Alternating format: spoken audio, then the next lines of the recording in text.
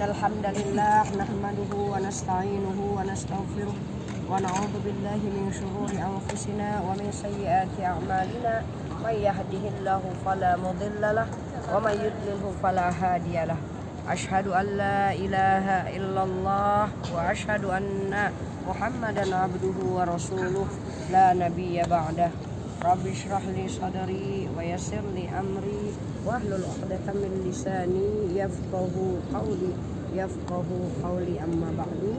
Alhamdulillah, puji syukur kehadiran Allah Subhanahu wa taala, sampai saat ini Allah masih melimpahkan kita berbagai karunia dan nikmat. Tentu saja nikmat yang paling utama, yang paling berharga, yang kita syukuri pertama kali adalah Allah bagi kita nikmat iman. Gimana hatinya? Ya, gimana? Hatinya masih cinta? Masih rindu? Atau mungkin rindu sama keluarga? Terasa lama kah? Ya, Masya Allah. Ya, tidak ada masalah. Kalau ada rindu tuh wajar. Yang namanya ibu mesti akan rindu sama anaknya. Yang namanya istri mesti akan rindu dengan suaminya. Apalagi kalau video call, anaknya tanya, mama di mana, dari 3 hari yang lalu kok nggak ada gitu ya. Kita kan kemarin sudah sepakati bahwa hati ini dipenuhi oleh 8 perkara, ya kan? Ada orang tua, ada anak-anak, ada suami, ada harta, bisnis. Allah sama sekali tidak meminta kita untuk menghilangkan 8 perkara. Tidak.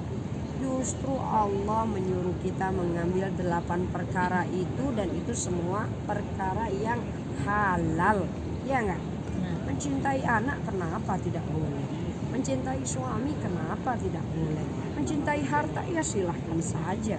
Selama harta itu diambil secara halalan thayyibah dengan keringat kita sendiri, kenapa tidak boleh mencintai kita?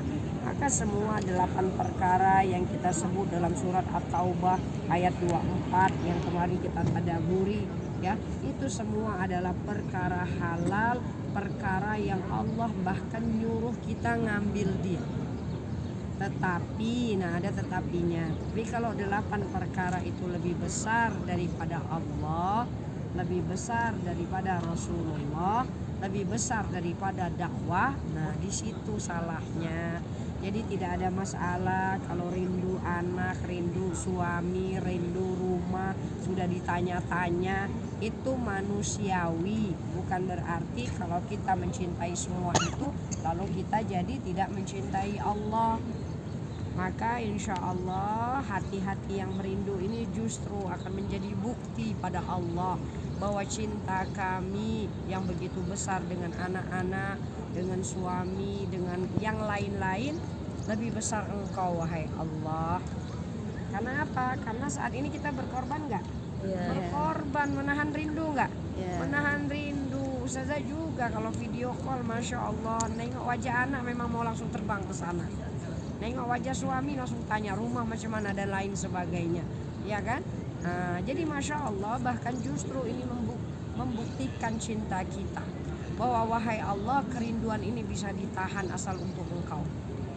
Kerinduan ini bisa kami kendalikan asalkan itu untuk Engkau.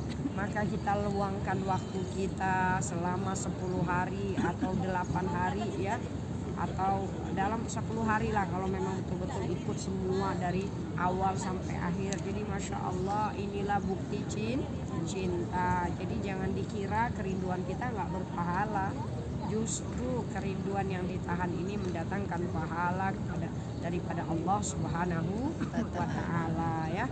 Kemudian juga kita bersyukur atas nikmat Islam. Alhamdulillah, dalam Islam banyak syariat, maka semua syariat boleh dilakukan.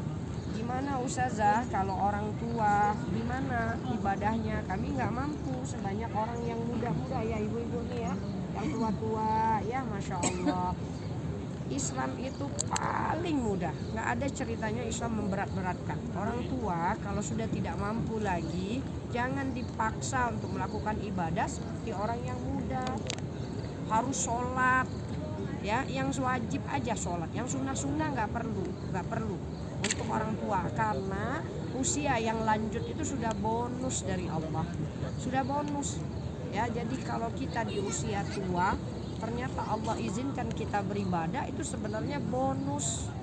Nah ya, jadi digantinya dengan apa nih kalau nggak bisa sholat malam berrakaat-rakaat seperti orang muda? Gimana nih menggantinya kalau nggak bisa puasa Senin Kemis, Ayyamul Bait dan lain sebagainya? Maka ada salah seorang syekh, nanti Bu Nur kasih tahu aja, Ustazah tinggal nunggu aja ini ya. Jadi ada salah seorang syekh datang kepada baginda Rasulullah SAW. Syekh itu sudah lanjut usia. Dia katakan begini, ya Rasulullah, syariat Islam ini banyak sekali wahai Rasulullah. Saya nggak mampu melakukan semuanya. Saya mau sholat tapi saya kaki aja sakit. Saya mau puasa, saya puasa sehari saja gemeteran. Saya mau sedekah, harta saya cukup-cukup. Saya mau lakukan apapun tak boleh wahai Rasulullah. Bagi saya satu amalan yang mana dengan amalan itu boleh aku amalkan sepanjang akhir nanti hidup saya. Maka Masya Allah, perhatikan apa amalan yang paling mudah yang boleh dilakukan oleh semua orang. Bahkan wanita yang sedang tidak sholat boleh melakukan. Apa? Apa ibu ini? Zikir. Zikrullah. Tuh, ya zikrullah. Jadi kata Rasulullah, ahabbul a'mal ilallah. Amal yang paling disukai Allah, yang paling dicintai Allah adalah la tazalu lisanuka ratban bizikrin. Selama lisanmu basah dari zikrullah.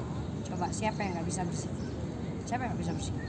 Kita katakan, wow Ustazah capek, ya anak, ngurus suami, ngurus rumah, nggak ada waktu. Tapi kalau zikir nggak mungkin nggak ada waktu. Bahkan dalam ngurus anak ada bisa zikir. Ya nggak, nyapunya bisa zikir.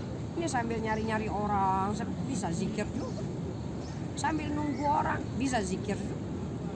Masya Allah, nggak punya wudhu bisa zikir. Nggak toharo bisa zikir. Jadi sekarang kalau duduk manis aja tuh sebenarnya jangan pernah lepaskan daripada zikrullah. Mau pakai tasbih boleh, karena tasbih itu emang enak aja nih, jadi ingat. Tapi kalau nggak pakai tasbih juga nggak apa-apa, zikir di hati. Zikirnya dikencengin Ustazah, silahkan. La ilaha illallah. La. Kalau disembunyikan boleh juga. Nah ya, jadi Masya Allah, jangan sampai ibadah yang paling disukai Allah, ibadah yang paling dicintai Allah, ibadah yang paling mudah, itu pun gak mampu kita lakukan dengan alasan 8 perkara tadi menyibukkan kita. Jadi selama lisannya basah dengan zikrullah, gak ada yang kita katakan kita lebih besar cinta kita ke 8 perkara ya. Jadi Masya Allah, apapun kondisi kita, berapapun jumlah usia kita, mau kita kenal Allah, nggak kenal Allah. Nah ini juga cantiknya zikir ibu-ibu. Allah sendiri nggak ajarkan zikir itu. Masya Allah, Allah tahu betul kalau kita disuruh minta zikir sendiri, itu kan beda-beda level kita kan. Ada orang yang kenal Allah banyak, maka zikirnya pasti lebih cantik kata-katanya ya. Allahumma lakal hamdu syukra walakal hamdu riqa.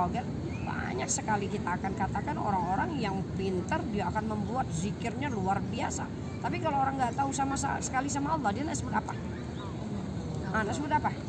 Dia nggak tahu bahasa Arab, nggak tahu apa yang mau disebut. Allah. Maka Masya Allah, Allah ajarkan nggak di dalam Al-Quran cara berzikir? Kalau mau memuji Allah sebut apa? Alhamdulillah, alhamdulillahilladzi anzala ala abdihil kitab. Itu dalam surah Al-Kahf. Mau lebih pendek lagi, alhamdulillahi rabbil alamin. Udah cukup kan? Surah Al-Fatihah. Itu kalau mau baca tahmid apa bacanya? Alhamdulillahi rabbil alamin. Siapa yang buat alhamdulillah itu? Allah. Masya Allah. Zikirnya yang nyuruh Allah. Tapi Allah tahu betul kita ini nggak pandai berzikir. Nah, maka Allah buatkan redaksinya. Alhamdulillahi rabbil alamin. Kalimatani khafifatani ilal lisan, sakilatani fil mizan, habibatani ilar rahman. Ada 2 kata. 1, dia mudah diucapkan. Kemudian kedua, berat timbangan. Yang ketiga, disukai Ar-Rahman. Apa itu?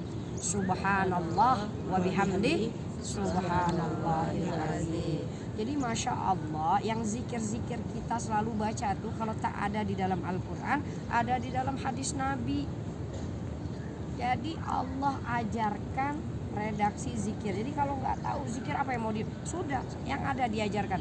Bismillahirrahmanirrahim. Itu juga boleh jadikan zikir. Alhamdulillah, la haula wala quwata illa billahil aliyil azim. Itu juga ada di dalam Al-Quran. Hasbiyallah wa ni'mal wakil, ni'mal maula wa ni'man nasir, nastaghfirullahal azim. Semuanya ada nggak di dalam Al-Quran? Jadi Masya Allah. Jadi zikir ini ibadah yang paling ringan. Maka sepanjang ini masih punya masa lagi ya, punya beberapa hari ke depan, jangan pernah lepas daripada zikrullah. Mungkin